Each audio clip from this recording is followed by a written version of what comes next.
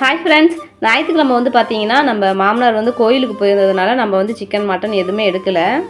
சரின்னு சொல்லிட்டு இன்றைக்கி வந்து சிக்கன் எடுத்துகிட்டு வர சொல்லியிருந்தாங்க. என்னோட கணவரும் கொரியர் ஆஃபீஸ்க்கு போயிட்டு வரும்போது சிக்கன் 1 கிலோ எடுத்துகிட்டு வந்துட்டார்.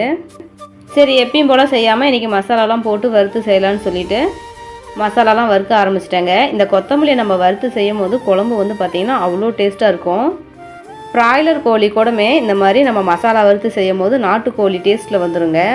மசாலாலாம் போட்டு நல்லா வறுத்து அதை தண்ணி எடுத்து வச்சுட்டோம். அதுக்கப்புறம் இஞ்சி பூண்டு பேஸ்ட்டு, வெங்காயம், தக்காளி நல்லா வதக்கிட்டு அது கூட சிக்கன் போட்டு வேக வச்சுட்டேன்.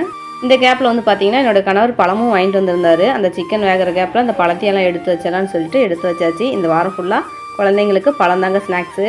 அப்புறம் வறுத்து வச்ச மசாலா கூட கொஞ்சமாக தேங்காய், கொஞ்சம் பொட்டுக்கடலை போட்டு நல்லா அரைச்சி வெந்த கறியோடு ஊற்றி தேவையான அளவுக்கு உப்பு போட்டு கொத்தமல்லி போட்டு நல்லா கொதிக்க விட்டாச்சு. கொதிக்கிற கேப்பில் லஞ்ச் பாக்ஸ் எல்லாம் விலைக்கு முடிச்சுட்டு குழம்பு கொதிச்சதுக்கப்புறம் அத்தை வீட்டுக்கு ஊற்றி கொடுத்துட்டு நாங்களும் எல்லோரும் சேர்ந்து சாப்பிட்டுட்டோங்க.